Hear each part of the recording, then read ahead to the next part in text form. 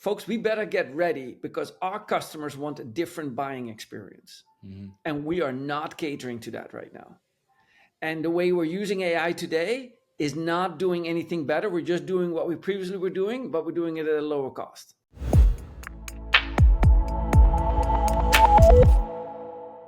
Welcome back to another episode of the Revenue Reimagined podcast. We have a super special guest with us today. We have the founder and CEO of Winning by Design, Jacco van der Kooij, who is an internationally renowned business and thought leader on all things revenue growth and strategy. We'll talk about stop it. You are. Stop it. We'll talk about this revenue architecture book that I have back here. And someone told me, I don't know, an author of seven other best-selling books on driving growth for SaaS companies, also a sales mentor across several VC firms where you help accelerate the development of sales teams across their portfolios. We are huge lovers of Winning by Design, huge lovers of Spiced. We're super excited to talk to you today, man. Thanks for joining us. Thank you. It is a pleasure and it is a treat as always. Thank you for letting me be part. And for those of you at home, wherever you may be listening to this, welcome. It is the holiday season. All the best wishes for you all. Yes, all the revenue wishes in the world, right, Jacco? Growth at the lowest cost at the highest growth rate is my wish for you, yes. I love it. So we were talking earlier, and there's a term you coined called the Revenue Factory. I think this would be a great jumping off point for the podcast. Talk a little bit about the Revenue Factory, what that means to you, Winning by Design, and potentially for people looking to generate a Revenue Factory. Yeah, thank you for asking, Dale. So here's the thing: it's like I am from a relatively small town, and by the way, in a small town as it measured in a few thousand. When we go up to the next city that had 18,000, we would call it we go to the city. We would go to the city, right? That was the big city thing. That was 18,000 people in those days. And so if you think about, like my family and all relatively entrepreneurs having different kinds of businesses. If you would tell my family, if they would run a $3 to $4 million operation, they would all think that they're running a factory, right? And so with that mindset, I looked at the way what many of the companies have problems with these days, the challenges that they have. And I looked at that primarily because they were not looking at it from a factory perspective. And then if you start looking at AI and the role it plays, it's very similar to the way robot plays in the 1960s. And you start to analyze and you go like, oh, what does an agile software development do? What does all these forms of manufacturing processes whether it's for software or hardware, what they have implemented, you quickly start to realize that there's a lot of alignment. And I'll start off with a simple one and I'll give it back. So first one is, or the first thing is to realize is that a factory has three things that they focus on. They need to produce a lot. That's the nature, automation to produce a lot. They need to do it efficiently. So the cost needs to keep coming down. And the number three thing is, if you only pay attention to the first two, then the third one leads to a lack of quality. So they have to implement a quality improvement to make sure that the first two don't become the primary focus. So there you have your three goals: growth, cost, quality. They map perfectly to a recurring revenue business, right? Like I want to create growth, revenue growth. I want to do it sustainably because growth at all costs no longer works. And I need a form of like quality, which in our world is recurring revenue, GRR, NRR as metrics are fantastic for that. Yeah, it's funny you say growth at all costs doesn't work, and it's actually not funny, but we still, Jacco, to this day, have founders who think that the answer to everything is go hire a bunch of people, more people multiplied by what you think the quota should be is going to equal more revenue, and that's just going to solve all problems. And there's no focus on churn. There's no focus on either GRR or NRR. It's just go hire a shit ton of people. How and why do you think people still have this mentality? Because we've been talking about growth at all costs is over for, I feel like, over a year now. Yeah. Primarily where it comes from, Adam, is the main thing here is that people are not educated on it. And so, like in our industry, you don't go to a class where you get to be taught about how to create a recurring revenue growth machine.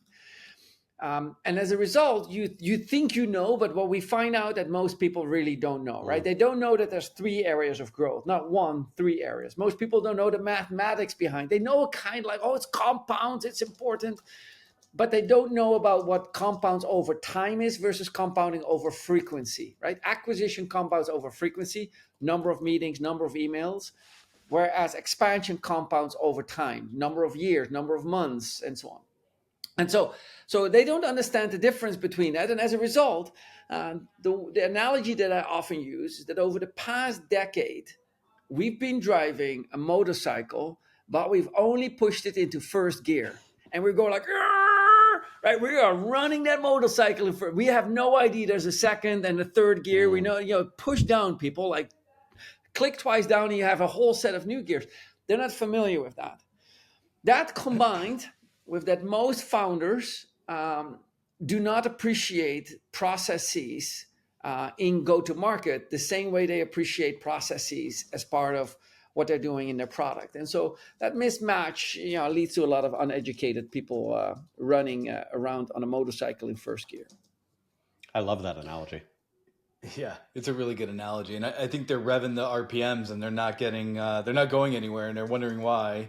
And I want to twist this around a little bit, go back to a little bit to the Revenue Factory. And you were the first really consulting group, training organization that I ever saw really focus on customer success. Like you had the bow tie model and everything was like top of funnel. Everything was like, we're going to get people in, we're going to do these conversion rates, but no one really cared about the back end of the funnel, actually having happy customers. How do you create customer success to be revenue generators? Like my big thing when I talk to a lot of founders now that are implementing a CS organization is let's create a revenue generating customer success team.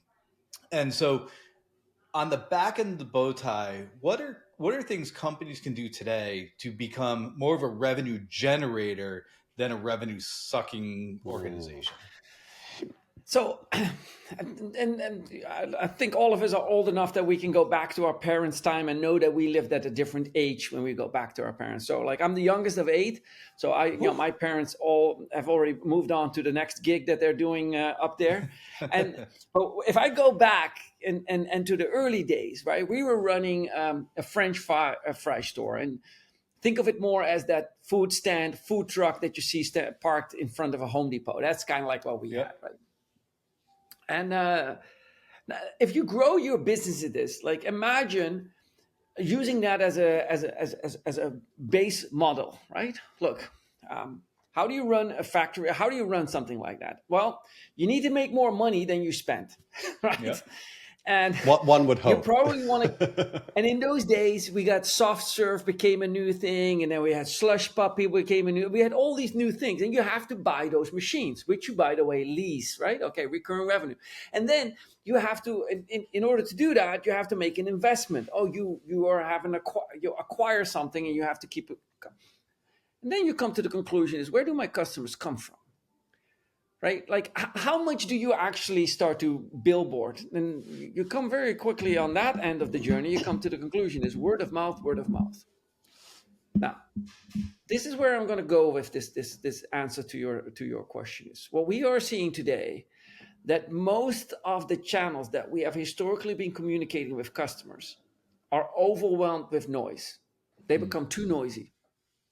So if you go email, too noisy. Text messaging, cannot do that. High fear factor, or high penalty of failure factor. LinkedIn, folks, within 6 to 12 months, LinkedIn is going to be too noisy as well, right? It's already noisy, but within 6 to 12 months, so that is not going to work. And so where do these customers come from?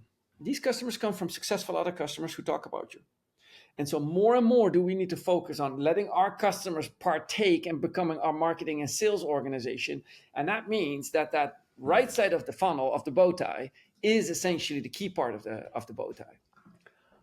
Where did you come up with the bow tie framework in your head? Was it like, because you saw infinity signs, like I used to work at Oracle, it was like infinity signs, like what sparked the bow tie in your head? Yeah. Actually, there's you can still find it. The original is still on YouTube. You can Google Jacco Prezi SaaS, and you're going to get. I created a Prezi. It was a predecessor to Canva. I remember Prezi. Yep. Yeah. Prezi. Yeah. And so I created the Prezi, and I wanted to create a circular motion, because if you think that you see the bow tie, right? People say, "Oh, but it's not a growth loop." But essentially, the right side of the right side and the left side of the bow tie are meant to connect in a circle. So if you see that and it connects a circle, then you got the thing. Anyway, regardless, the other way you can see it is you can see it as 3 windows. But but where did it come from? I drew circles. I was drawing circles and then going like, okay, I had this circular motion because I felt like a customer got stuck in the awareness mode and they circle through that. And then they go to the education mode and they circle through that. And so I kept building these circles, and I go like, hey, there needs to be a whole new series of circles. But in that Prezi, you see me literally explain it. You almost can see it on the fly how I came up to be that way. That's and I think it was called something like doesn't make sense how SaaS can make money. And I used Brightcove and Jive as examples on how they were building, how they were spending like $10 million on growth while only acquiring like $500,000. And I go like, this doesn't make sense, people. Like At all. At all, right? Like I was hoping the bow tie had something to do with the cases. I was hoping the bow tie had something to do with the French fries, but I guess not. No, there is a concept originally by a gentleman, because when I came up with it, I needed to verify if I was the first one or something like that. And so I verified, and then I found there was a guy in the mid 1990s who came up with a similar concept and used the bow tie actually for a bow tie format for it, but related it to the selling of tickets. And then, luggage fees, upgrade fees, seat fees, and everything. That was, he used in the form of a funnel and a bow tie concept. So I've been since trying to look for it and I've not been able to re-find it. But anyway, that's where it's come from. But the key here is this. What the bow tie tells us is there's 3 places of growth, not one, right? Acquisition, growth from expansion, growth from expansion. And growth from retention, growth from acquisition, and growth from expansion. And growth from retention, we often don't recognize as growth, while it adheres to the same principles. It has a high win rate, it has a very high ACV, within range, and it has a short and known sales cycle.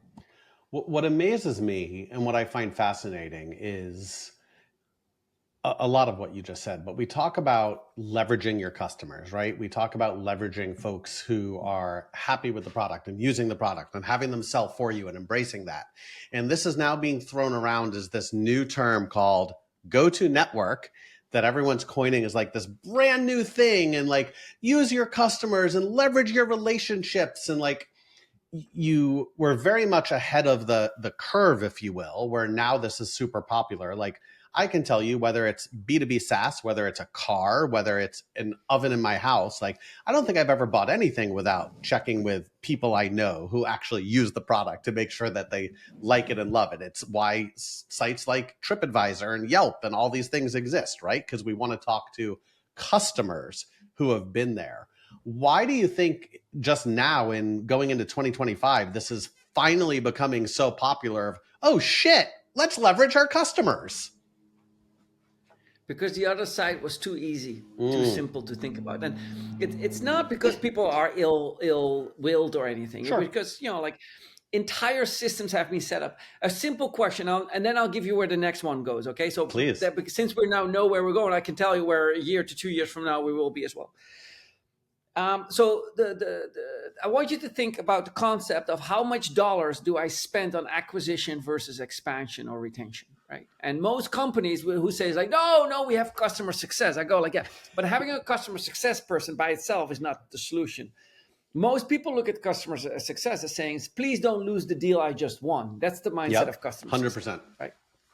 Right, and that is a short-sighted approach to sales. Obviously, the tool vendors early on, the known tool vendors, really facilitated that conversation and were never willing to take on the revenue profit nature of it. Right, we wrote a paper 2 or 3 years ago and asked one of the well-known vendors there if they wanted to do it with us. They go like, no, we don't believe in that. Right, and it was a topic about growth as a profit center. Now, I can tell you they are now talking about it all on their website. Now it's all like yeah, we knew that was headed there.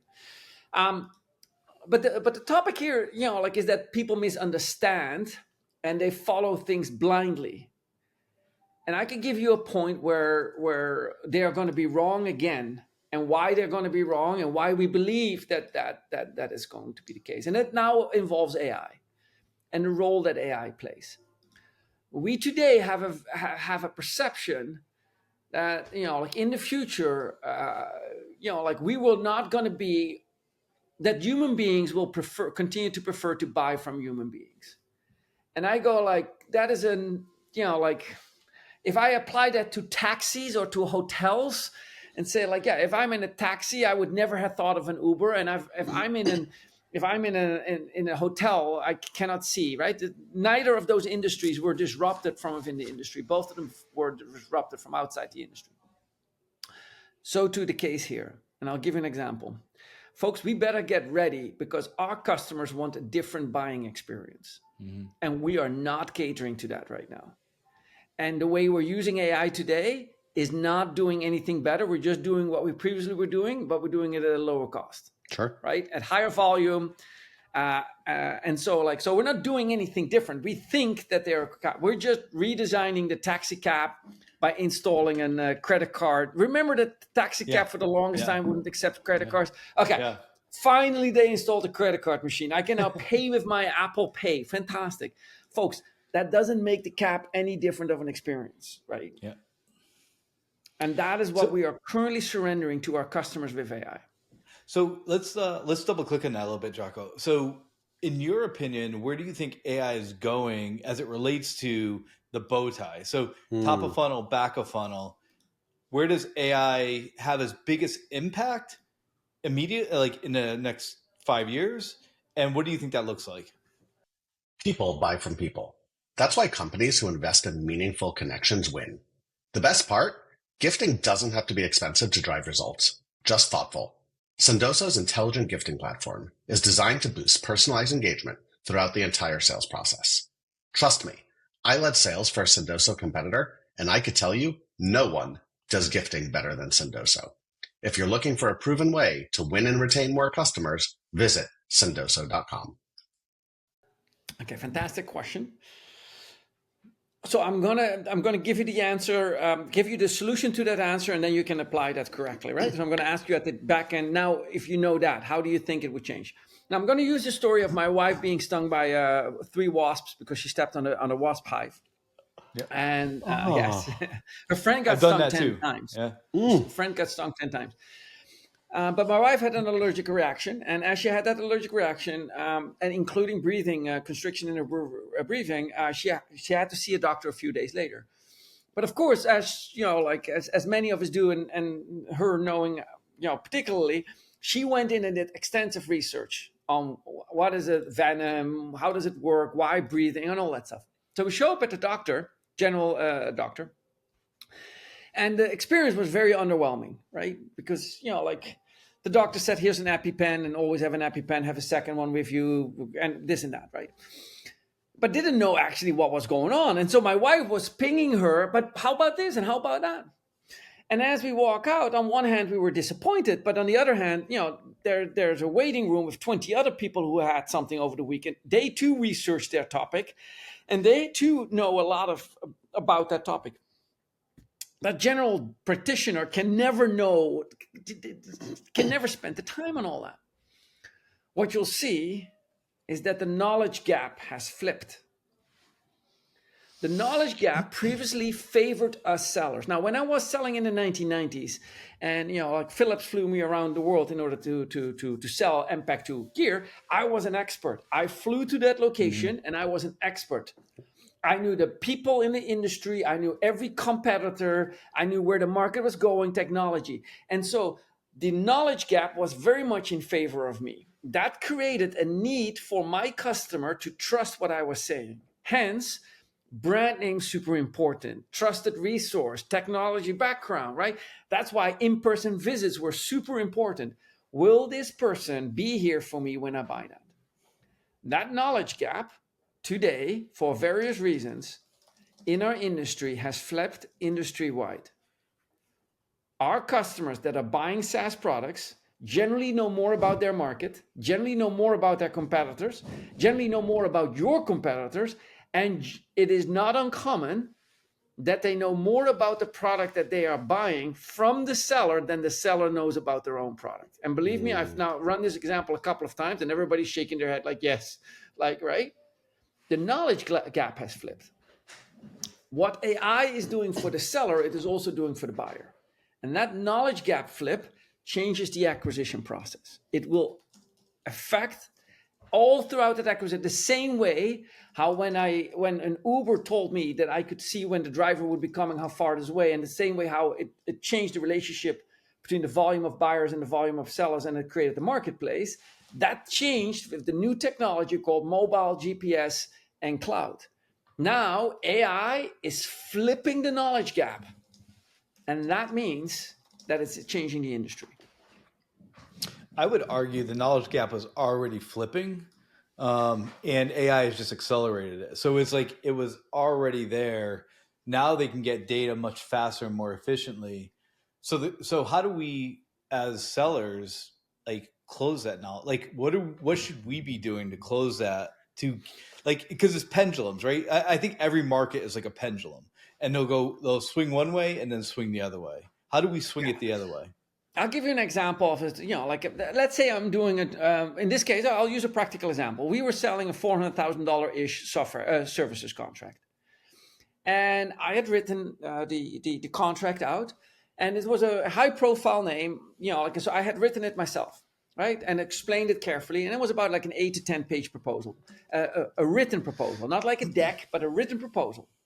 Right now, in this case, I had gone through the first discovery call meetings, adjusted that, all that stuff. But it's a $400,000 proposal, so I'm in deep enterprise sales territory in this case, right? Mm-hmm. I'm not. It's not an SMB sales technique, which you show a few things, you demo a few things. So I'm running into the stakeholder meeting, and the executive, that runs into that is asking me, "Hey, give me the document so I can review it with the team," and then we have a stakeholder meeting next week. Okay, now that executive uploaded the document into Google Notebook, created a 25-minute podcast out of it, send it to the rest of the team to review it. He calls me on Monday, says, "We can cancel the meeting, we're good to go." I kid you not. Right? Why? Because Google Notebook LM has a podcast, has an ability to query it, and all the answers that everybody was playing with already answered the questions, right? This is a high-tech company. They know what they're up to, right? But as a result, we no longer, I kid you not, we no longer needed the stakeholder meeting, and the deal closed within 24 hours after he sent me the message. Something really quick. Why? Because the information flow is different, right?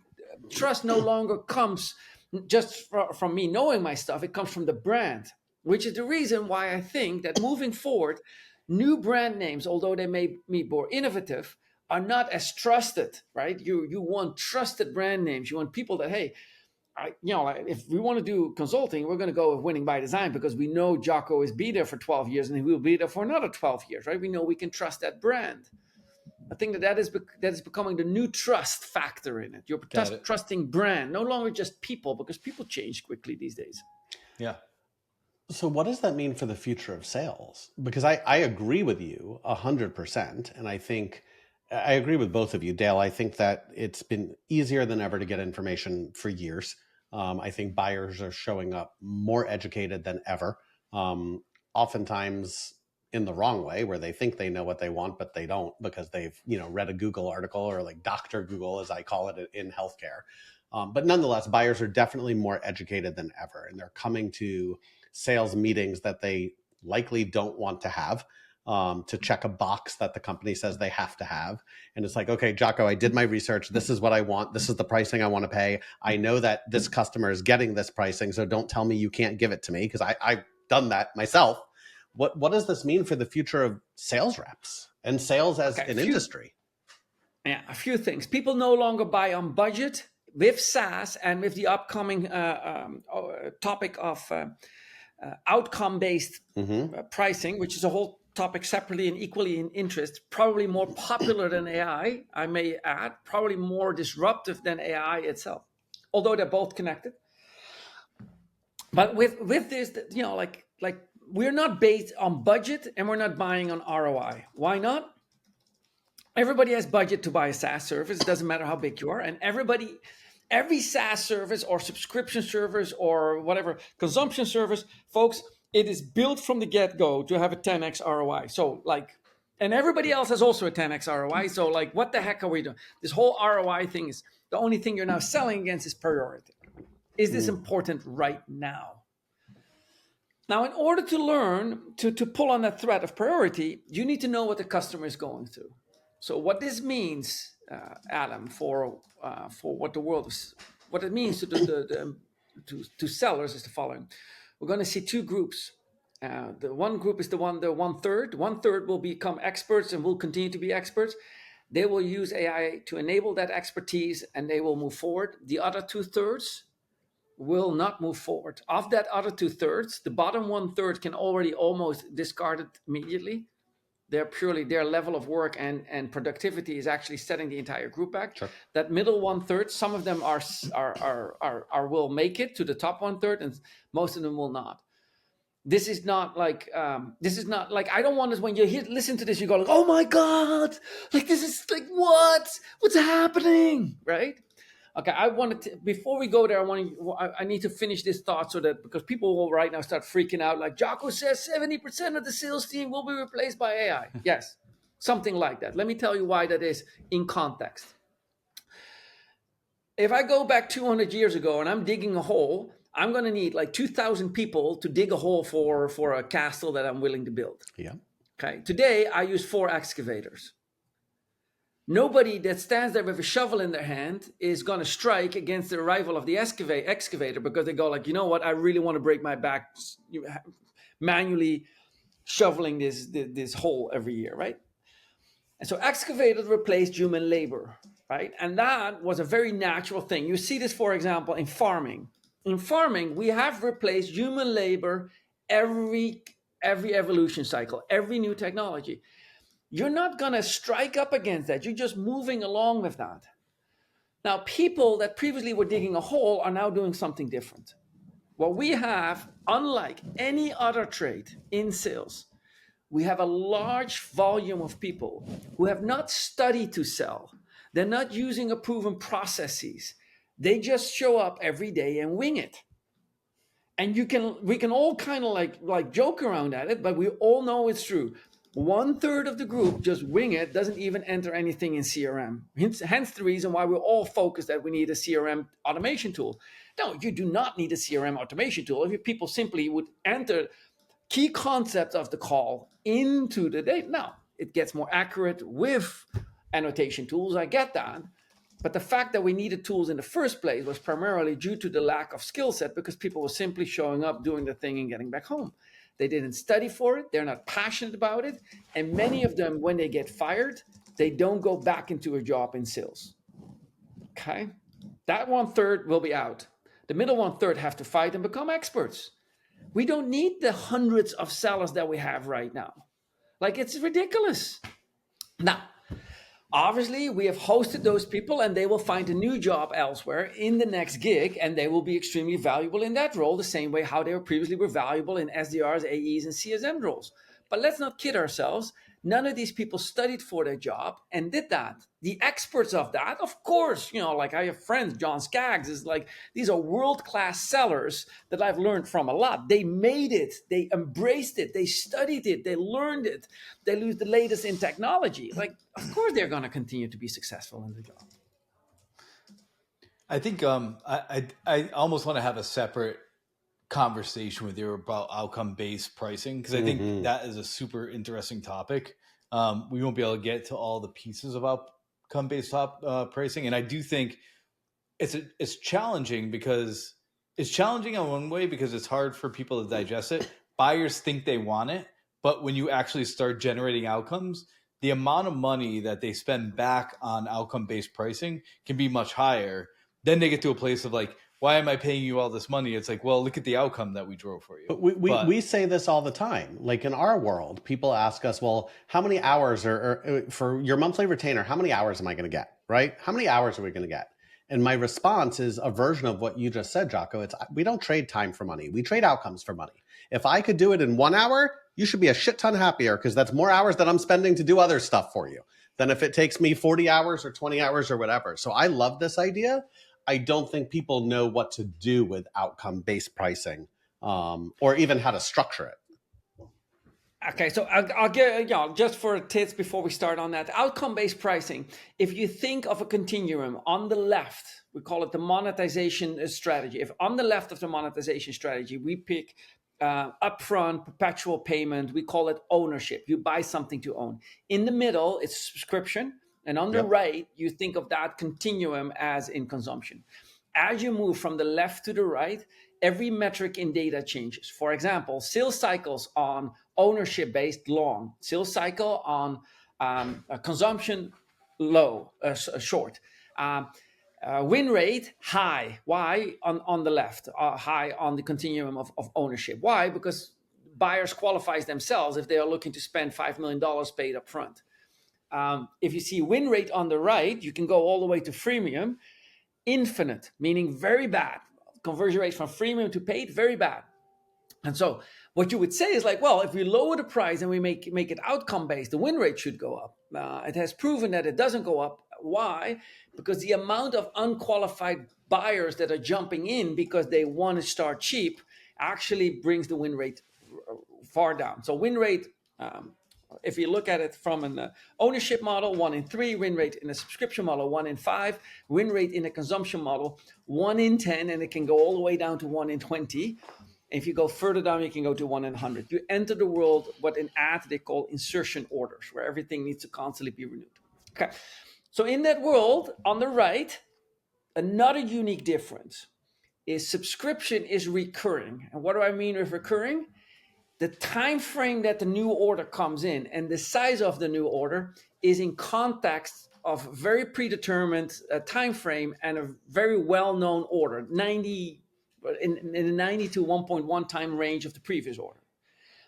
What we see with consumption, it is a reoccurring revenue stream, not recurring, reoccurring. Time frame not known, could come in a month, could come in 2 months, could come in a day, could come in 20 days. And the volume that it would come back in, we don't know. It could come back in $1 million, could come back in $10,000. Yep. So the nature of that is very different, right? So when you say, Adam, hey, I feel very insecure about what it is, that is what you're responding to, right? You go like, okay, we're going from recurring to reoccurring. I don't have a secure time frame and I don't have a secure dollar figure. So I feel like, like that's where that nature comes from. Now, how we're going to solve for that, and it is being solved in the past, is we're going to see that the industry will move to pre-buys. It will say, oh, you have to pre-buy 50,000 leads, or you have to pre-buy 50 or 5,000 discovery calls, or you have to pre-buy $500,000 in revenue that I'm generating. But you pre-commit to that, and that pre-commit needs to be taken over 12 months. Now, why that is needed for the seller is because it has upfront cost it needs to absorb. Yep. Right? And so historically, the challenge is as follows. If I buy $5 million worth of Cisco routers, I, the buyer, have to amortize the cost over 5 years and write that off. If I now take on that risk, right, I have to commit to AWS an annual commit. I have to commit to my AI provider a certain amount of volume. I'm taking on all that risk. I need to amortize that too. And so I'm going to amortize that based on the volume that you're committing to me, right? And then, obviously on my end, I'm going to calculate what the risk factor is, what the chance of renewal is, and so on and so forth. And I can then come up with something meaningful. That's where consumption-based pricing comes in, or outcome-based pricing comes in. Now, we call it PPX because it's price per impact, price per action, price per outcome, price per click. And so we go like, okay, forget all these PP, we just make it PPX, right? Price per something. We could do a whole nother show on this, and likely need to. Thank you for breaking that down. I'm a fan. I think that it will be where the industry goes. I'm excited to see when and how. But for today, we are just about out of time. And before we wrap, we would like to keep a tradition going and do some rapid fire with you if you're game. Yeah, let's. Here's before we do that. Here's where I want to point out to your audience. What you'll see in the way I reason is based on scientific frameworks. Is creating a line with a continuum. That is revenue architecture. I've been told too often, sales is just something you do, you can do or you cannot do. And revenue growth is just something your product is dependent on product. And I go like, nah, I don't think of it that way. There's plenty of successful products that fails, and there's plenty of really bad products that succeed. So there is a difference, and that difference is in the go-to-market nature. And I believe when I look at the go-to-market, similar to way how products can be engineered, go-to-market can be engineered, designed, and architected. Will it be a guarantee of success? Absolutely not. But we can double, quadruple success rates of companies by creating that. And that's what the book Revenue Architecture is about, right? That's the mindset. It's like, hey, and that's why there are frameworks and the things that I'm drawing from. Thank you very much. Yeah, that's where I'm drawing from. I'm going like, look, like as an engineer, I can engineer this. And some people believe in it and others do not. And they go, yeah, then either way, it's fine. But you're right, and I love the mindset. The days of sales is just show up and figure it out, and it's not a science is wrong. Like, is there a human nature? Absolutely. People buy from people they like. Make no mistake about it.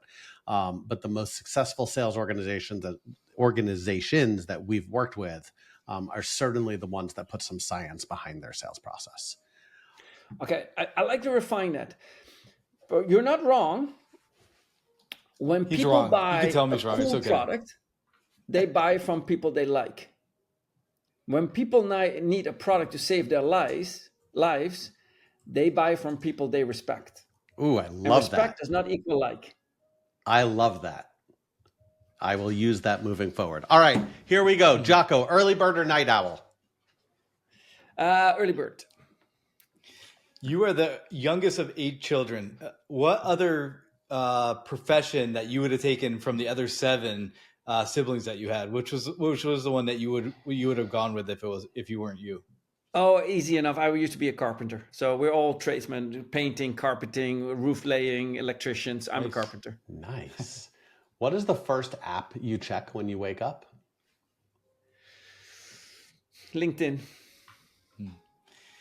But it's getting way too noisy, so you're gonna have to find a new one pretty soon. So no, the for me, why LinkedIn works, because I look up for mentions, so I quickly see if over the past days I get on that topic of consumption-based pricing, the article is going nuts, right? And so every morning I go like, I wonder what it did last night. I love it. Awesome. One tech gadget you can't live without. iPhone is easy enough, but if I say, I have my van, my SpaceX-enabled drive around California van that I work from almost every day. I have heard about this van. I find it very, very intriguing. Jacco, what's your favorite guilty pleasure snack? Oh, dude! Say it with me, people. Say it with me. Red Bull, 1 a day, 2 on a hard day, 1 on an easy day. It gives you wings, right? Oh, it does. Like, for those of you who know me, yes, it does absolutely gives me wings. Last one as we wrap this up. Dream vacation destination. This is tough because you've been everywhere, but dream vacation destination. Okay, let me describe to you. This is actually a way of thinking about life. You can think about vacations or you can think about experience. I'll give you my dream experience. Blue sky, mid-80s for Europe, that is high 20 degrees Celsius, mid-80s degrees Fahrenheit. Wind slightly blowing breeze through. Doors are open, the moving the curtains, right? Like you walk outside, you hear birds and you see a lot of green. Food is delicious, and people who serve you don't serve you because you pay them to, but they serve you because they believe that's where they are the happiest in doing so. Like, you're part of a culture where that is a mutual, and then you feed them after they served you. You sit together and you have dinner. That's for me, Bali, Indonesia, pretty much, right? What I just described. But that's kind of like the life. But other than that, here in California is pretty freaking awesome as well. Mm-hmm. I love it. Jacco, thank you so much for joining us. It was a pleasure having you on the show. Folks can go to winningbydesign.com, I believe. Is that correct? Yep. And of course, you can find Jacco and all of us on LinkedIn. Jacco, thanks for joining us, man. Thank you for having me. It was a pleasure. It was a treat. Thank you, Dale. Thank you, Adam. Thanks, Have a Jacko. fantastic holiday period.